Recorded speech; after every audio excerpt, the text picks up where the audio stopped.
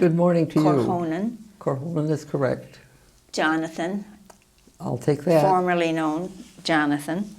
Thank you for, I should say, coming to tell your story. I saw that you were here for a while, and I thought, aha, that's a good story to hear about. So thank you. It's a good story. Yep. Right. So maybe we could begin with your beginnings, where you're from and your family. And I was born in Astoria, Oregon, because my father was a Finnish American missionary to the ethnic, the Finnish immigrants who had come. And there was quite a combination of them in Astoria, Oregon. And that's why he was there. And then when I was about 3, we moved to Superior, Wisconsin, where he had several Finnish parishes. And then in the maybe 5th grade, I moved to the Upper Peninsula, where I grew up, and I'm a proud Yooper. And where in the Upper Peninsula? I went to high school in Baraga. Okay, yes. And we lived in out of town where it was a Finnish community. Everybody spoke Finnish. And everybody was bilingual, and that was the way to go. So you speak Finnish? At a very good 3rd grade level. Good. But I understand quite a bit, and the language has gotten much more complicated. But it was a wonderful background to have that ethnic history. And we're still connected with relatives in Finland via internet and Facebook, which is great. But anyway, I graduated from Baraga High School and fortunately got a scholarship to the University of Michigan. Wow. There were no Adrian Dominicans up there? No nuns. No nuns, They were strange to me. Oh, okay. You wouldn't have gone there anyway. I had no idea of what nuns were except strange pictures. But, and the strange pictures were? These black figures walking down the street. Interesting. It's good to get someone else's perspective. That was in the Upper Peninsula, just. Right. So. But anyway, I spent 4 years at the University of Michigan in music, which was a gift because of the scholarship, because otherwise I would not have gone.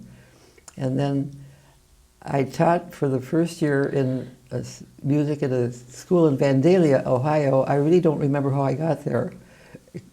But then I came to Detroit and was teaching in a grade school in Detroit the music.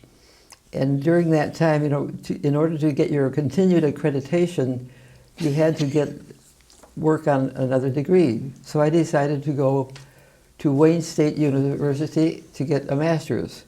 And I decided not to do it in music, but to do it in special education, which is weird, but there was a special education teacher at this school, and I so admired the work she was doing, and I thought that was a good career to pursue. So I went to Wayne State, summer school and at night, to get the master's degree. In special ed? Yes. And one summer there were 5 Adrian Dominicans on campus, and they were all working on their doctorates. Oh my. And a couple were in my classes. And do you remember who they were? Yes. I'll just have to say I was so impressed with them, with their focus in life and the fact that they knew what they were about and they were happy. They were just wonderful, purposeful behavior. So it's really as a result of their example that I ended up reading myself into the church. Because prior to that, I had been very anti-Catholic, like the Upper Peninsula people. Oh, the Upper Peninsula was anti-Catholic? Yes, especially the Finnish community. I don't know why. But they were Sister Marie Sienna Shamara, Sister Ann Thomas Griffin, Sister Agnes Charles Spouts, Sister Katharina. Did I mention Artemis Dalton? Oh, no. There, that's it. There. But they... Great women. Great women. So through their example, I said, they got to know something. So I read myself into the church. You read yourself. What are some of the things that you read? The one thing that really kept me awake at night was Thomas Aquinas' proofs for the existence of God. That got me started. Nighttime reading, huh? Yeah.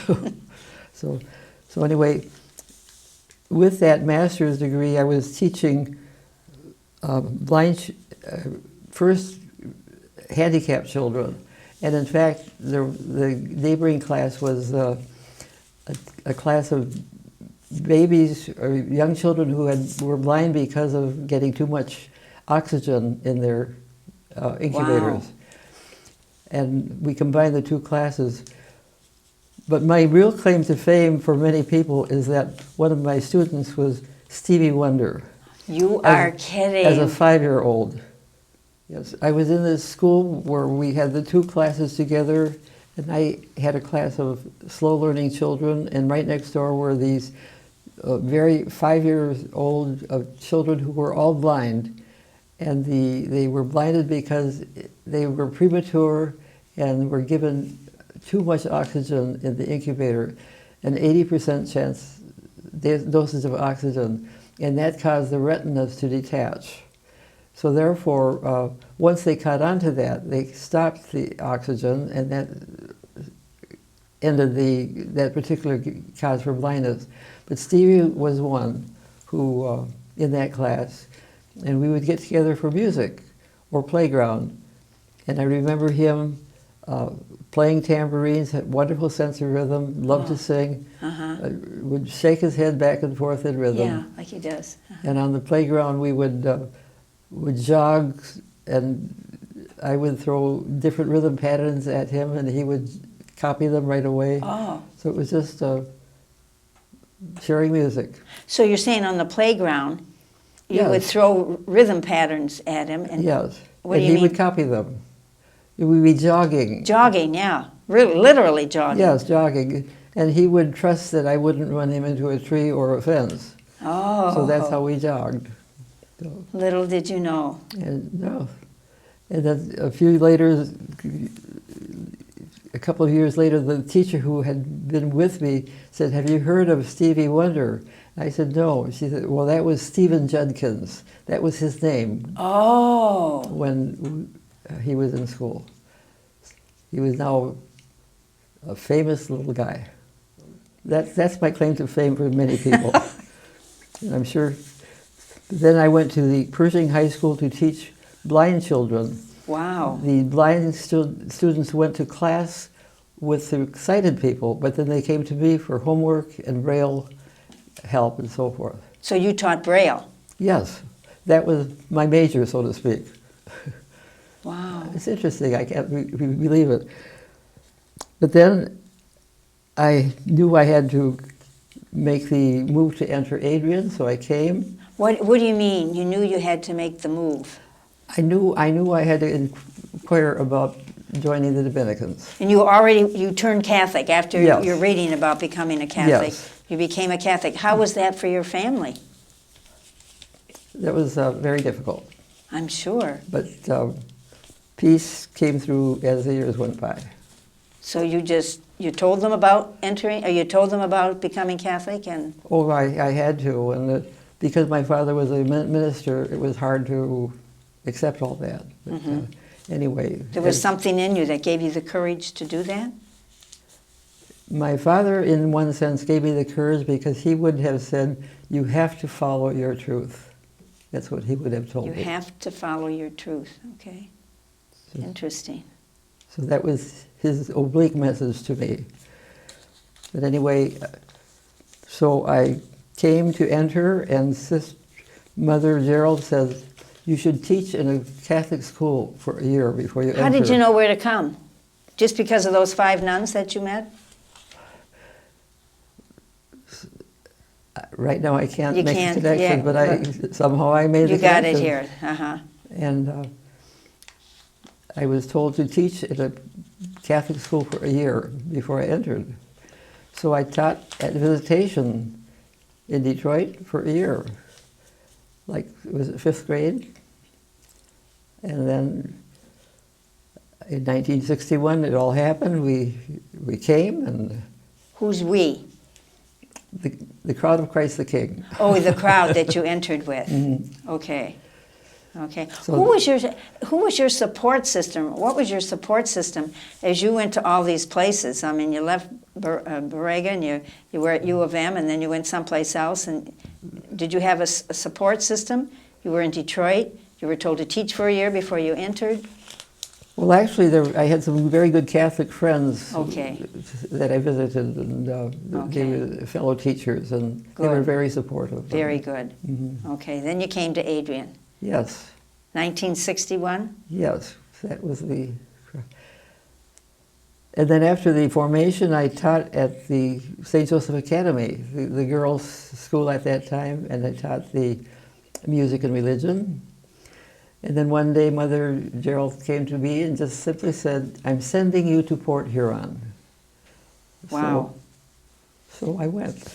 Yeah, because you couldn't say no. Right. Not then. So you went to Port Huron. Okay. And what did you do there? Well, I ended up teaching at St. Joseph's grade school, in the music there, and then ended up teaching at Port Huron Catholic High School, teaching music and religion there, and I'm sure I taught improper theology to some of the people. Don't you think maybe we all did? So when Port Huron Catholic High School closed, I had the opportunity to go to St. Joseph Parish. And because of the acoustics in that church, I wanted to be there. And so that's a long story of building the program there. Initially, Sister Eileen Mingus was there as the artist, and we called it the St. Joseph Creative Arts Center. We really wanted to make it a focus, but so she was very active in the art, and I was in the choral program. She was a very dear friend of yours. You've lived together for a long time. Yes, we did. We lived in Port Huron and worked at the same school. So good. So we just. And there were other sisters there in Port Huron too. Oh yes. Beischlogs, I remember. Yeah, yeah. There was one wonderful group of sisters. Right. So I've been at St. Joseph's a long time, and I grew up with Vatican II, and it was just it's not been getting in a rut. I'll It's say. been just growing and evolving, and so. So you, Vatican II was significant in your life. Oh yes. As learning. Oh yes. And then the National Pastoral Music magazine has been my formation all along. Living up in Port Huron and not getting too many outdoor activities. Right. But that was my formation all along in liturgy. It's excellent. Still is. So. And you've been in Port Huron a long time. Yes. Now, what's the special thing that we always look forward to every year from St. Joseph's and Gloria? Oh, yeah. Like my choirs have started putting on an annual Christmas concert, just with different themes, because there's so much beautiful music. And we've been in the practice now of charging admission to people to donate to local charities. Oh. For example, the Soup Kitchen. This year they'll do it at the St. Vincent de Paul. So every year they've... At your concert they do this, yeah. The collection goes to that charity. Oh, that's nice. But there's so much beautiful music, and it's a chance to do that. So. And your role in that is? I work with the committee, and we pick out the music and the theme, and I do most of the directing. Yeah. So. I thought you did all of it. Once in a while, we'll have an assistant. We'll throw somebody else in there. Yeah. Oh yes. So that's it's been a long history, but it's been a good one growing up with Vatican II. And what's special about Vatican II for you in your life and who you are? It sounds as though it was very formative for you. Right now, there's just that wonderful freedom to become, and I think trusting that women will have more and more of a leadership role as a matter of justice. So, right. Yes. And this is the perfect time for some of that to happen. It is right now. Yes. Right now, it's door could open. Right. So it's life, in one sense, gets better as you grow. Even though the body is falling apart, the spirit keeps... Is your body falling apart? Yes. And you're here on campus at this time because... I'm recovering from knee surgery and getting therapy, and that's great. Wonderful care here. DLC, you couldn't beat it. Mm-hmm. So, But you're also looking at going back to Port Huron. yes, because we have committed ourselves to a Christmas concert. Yes. So the group is already working on it. Oh, they are? Okay. And the musicians are, I would trust them to pick out all the music. Well, you've been their leader, Yeah, and you've we've worked mentored together, that. Right, so right, We're on right. this, it's good teamwork. Mm-hmm. It's one benefit of working together for a long time. How is that for you? It's something I think we all learn. They seem to be going on okay, and you're not there. Oh, yes. That's a great compliment to you. I'm not worried at all about the masses, or they're doing they're communicating. And So you play at all the Sunday Masses? no, I direct the choir. The choir, okay. I And the have- choir is every Sunday? We have two choirs, and they take turns, alternate Okay. Sunday. But then on a big feast, they combine. Uh-huh. How beautiful. It's a wonderful gift. And it's a wonderful gift that you have in being the director there. Well, I guess this is how God works. We That's right. share gifts. That's right. And so some of them are doing that while you're here. Hmm. Oh, yes. Mm-hmm. Email telephone is great. But they're going to be able to carry on they are carrying on in your absence. Oh, wonderfully. I don't have a thing to worry about. What do you do for fun, Gloria? For fun. For fun. I'm not very creative on that because of the physical limitations, but I do enjoy watching good television Okay. and then just visiting with people. Having a meal with friends is, Do you like to read? I love to read. What are you reading right now? Well, right now I've been reading, liturgy magazines, Okay. the National Catholic Reporter, and someone gave me a subscription to The New Yorker, Oh, okay. and I haven't really had the time to read it much, but I love the cartoons, and First things first. yeah, huh? I love to read. I haven't been into any novels lately, but so So you live by yourself in an apartment right now? yes, but it's in a senior residence, and Oh, there are good. apartments all over. Okay. People all over the place. Right, right. Well, I know you're not alone up there. Is there anything else about you that we don't know that we might be surprised? I think as we started out, I don't think a lot of people knew you were a convert. No, I think I don't think I could surprise you. But it's just Anything else that you would like us to know about you? just that we live in such a challenging time, and we were made for this time, and we feel helpless. So let's go for it. What, I think I know the answer to this, but what gives you energy and passion each day? Starting out with a good cup of coffee. Oh, good. Practical. Just say every day is a gift. Mm-hmm. And even though you're incapacitated somehow, the spirit is ever feisty. Yes, that's right. This is what you are. The spirit is ever young. How would you like to be remembered?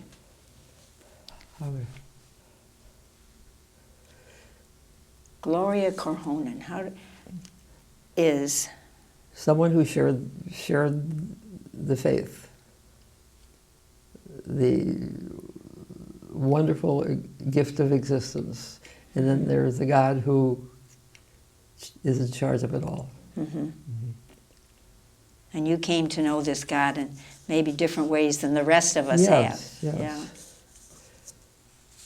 And you joined a group that dressed funny back in the days when you were younger. Yes, oh yes. But what a wonderful group. Right. You saw something deeper in them, and Oh, those yes. 5 sisters Yes. that you met at Wayne State. Such focus in life, Mm-hmm. such purpose, Yeah. And direction. it must have just come through them. Did you ever talk to them?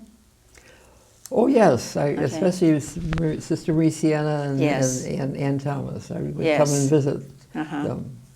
Oh, that's good. That was good. That was before you became Catholic? I believe so. Uh-huh. And then even after, as long as they were here. Mm-hmm. So.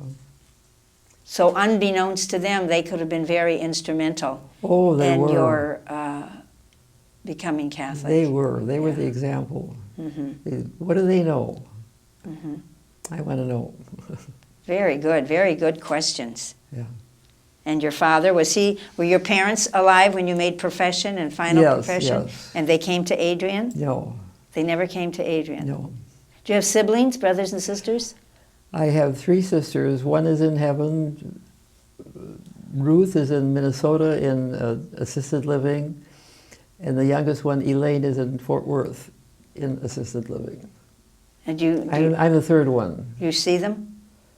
I saw them 3 summers ago when Okay. we had a family reunion in Minnesota. Nice. I remember you telling me about that. Have they ever been to Adrian?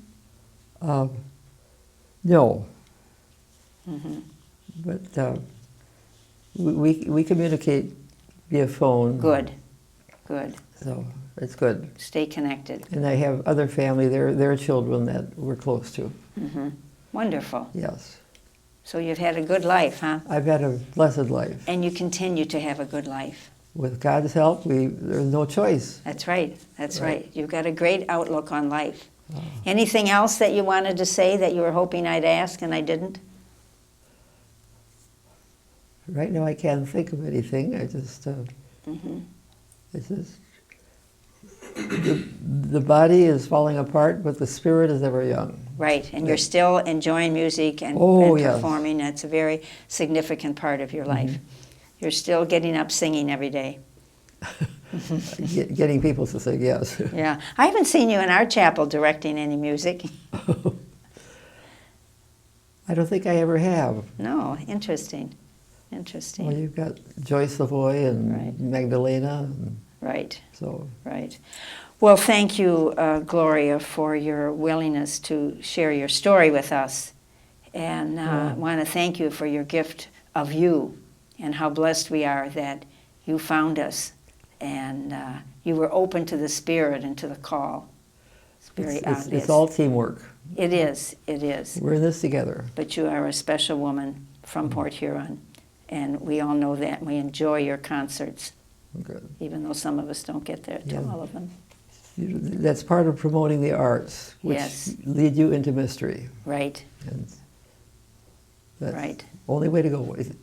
The arts get better as you get older. And we have a lot of sisters that are involved in the arts. Yes. Oh, very yes. much. Yeah. You know, when I was at the arts, Dominican Institute Yes. of the Arts, that's where it's evident. Did you go there this year? To a good part of it. I was good. here, but Yeah. I was able to go to some of the Good. things. Wonderful. Excellent. Yeah. That's good that we recognize our women and the gifts that they have in Oh, the arts. yes. It hasn't always been as... Got to promote the arts, Right. especially in this culture. Right. Right. Yeah. Well, thank you again. You are a blessing to all of us and to be with. Well, you are a blessing. Yes. We're Thank a you. blessing to each other. Right. So, Right. We'll include Scott in that too, right? Yeah.